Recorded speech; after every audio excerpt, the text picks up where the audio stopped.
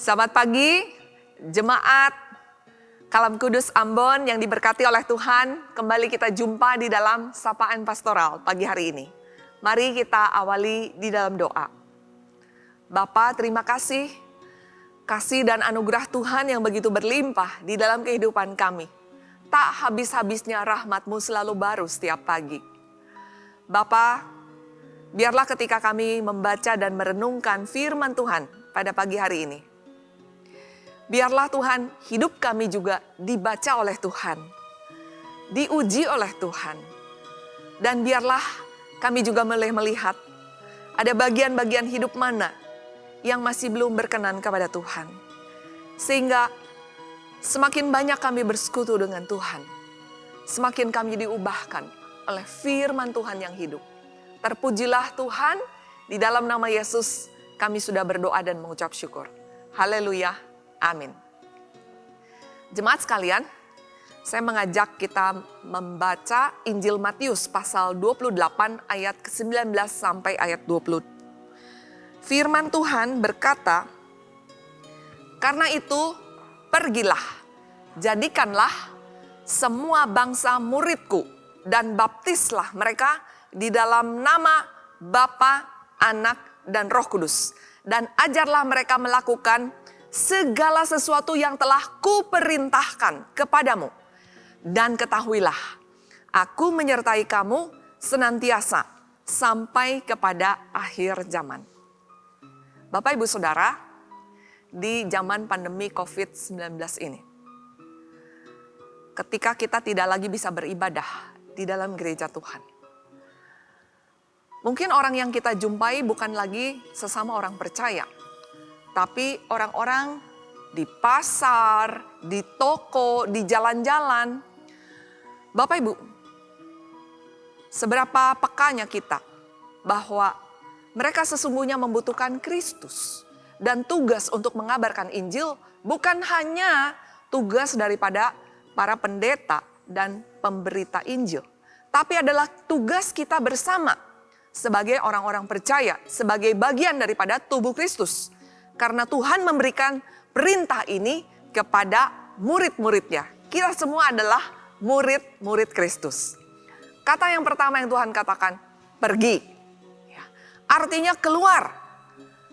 Cari jiwa-jiwa. Entahkah itu di dalam dunia bisnis yang kita geluti setiap hari. Entahkah itu di dalam dunia pendidikan, tempat kita mengajar setiap hari.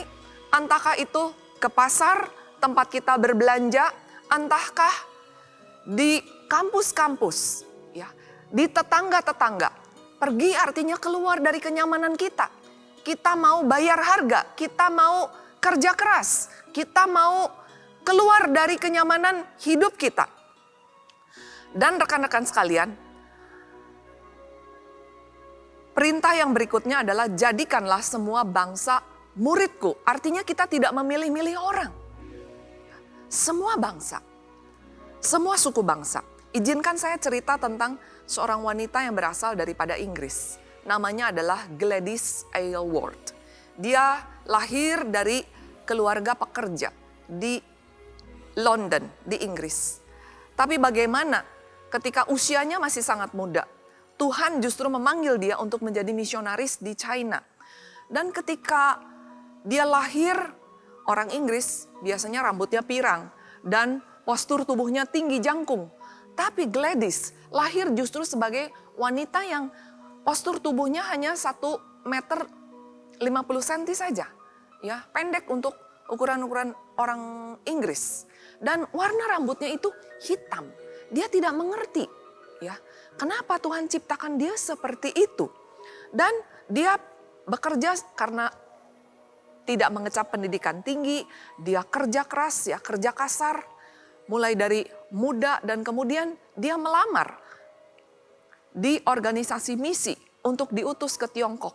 Tapi apa yang terjadi? Dia ditolak untuk menjadi misionaris karena tidak memenuhi syarat, ya, baik secara pendidikan formal maupun juga syarat-syarat yang lainnya. Tapi ketika dia berdoa, dia bersekutu dengan Tuhan, hatinya terus bergelora dengan semangat untuk mengabarkan Injil ke negeri Tiongkok. Sampai akhirnya dia memperoleh kontak, ya, kontak dengan misionaris yang ada di negeri Tiongkok yang sudah sangat senior dan membutuhkan bantuan tenaga junior. Ya. Mrs. Lawson.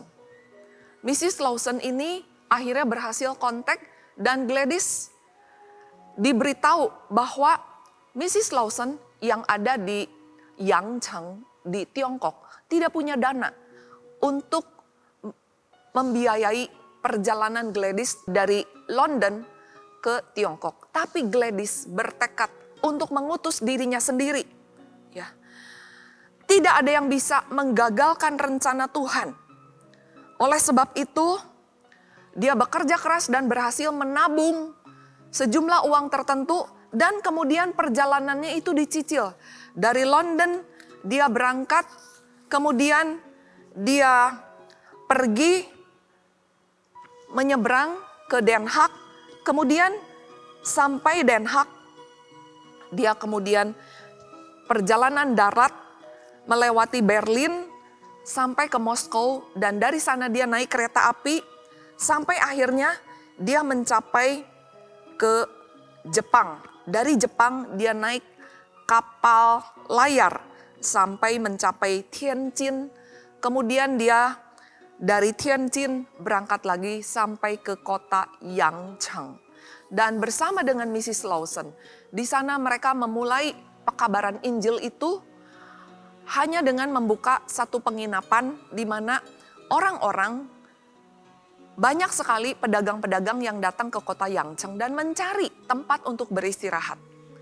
Di kota Yangcheng ini, di hotel yang sederhana, Gladys bersama Mrs. Lawson menyediakan tempat tidur yang bersih dan makanan yang sehat, yang enak untuk para perantau-perantau yang datang ke sana.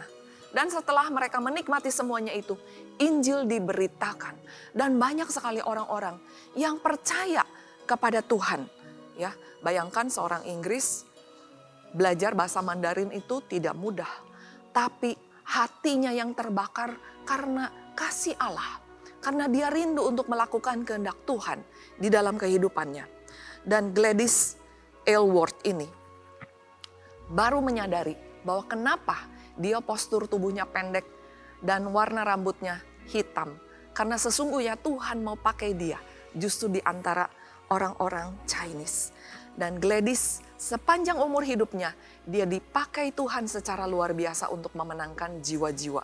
Ya. Dia juga membangun rumah yatim piatu, dia juga mengabarkan Injil di penjara, dia juga membantu kampanye pemerintah. Yang pada waktu itu perempuan-perempuan di Tiongkok banyak yang kakinya itu diikat, ya, kakinya menjadi kecil. Sesungguhnya itu merusak struktur tulang. Jemaat sekalian, bagaimana dengan hidup kita? Apakah kita memanfaatkan setiap waktu dan kesempatan untuk bersaksi dan mengabarkan Injil? Berapa banyak jiwa yang kita sudah bawa kepada Tuhan? Jangan sampai kita hanya sibuk dengan kegiatan rutinitas gereja, tapi kita melupakan apa yang menjadi amanat agung Tuhan kita Yesus Kristus. Mari kita berdoa. Bapa di dalam surga, kami menyerahkan ke dalam tangan Tuhan setiap kesempatan yang kami boleh rebut untuk memenangkan jiwa-jiwa. Entahkah itu lewat membagikan link kebaktian-kebaktian online, kesaksian-kesaksian yang begitu indah, artikel-artikel yang sederhana, tapi boleh menjamah hati orang-orang yang membacanya. Bapa, biarlah kami boleh melihat setiap kesempatan adalah peluang yang Tuhan buka bagi kami untuk kami boleh mengabarkan Injil. Sehingga semakin banyak orang boleh mengenal Kristus dan percaya sungguh-sungguh kepada Tuhan. Beri kami hikmat bijaksana, beri kami semangat seperti Gladys Aylward yang sudah mendedikasikan seluruh kehidupannya untuk mengabarkan Injil sampai akhir hayat kehidupannya. Terpujilah Tuhan, di dalam nama Yesus kami sudah berdoa. Amin. Sampai jumpa, Tuhan berkati.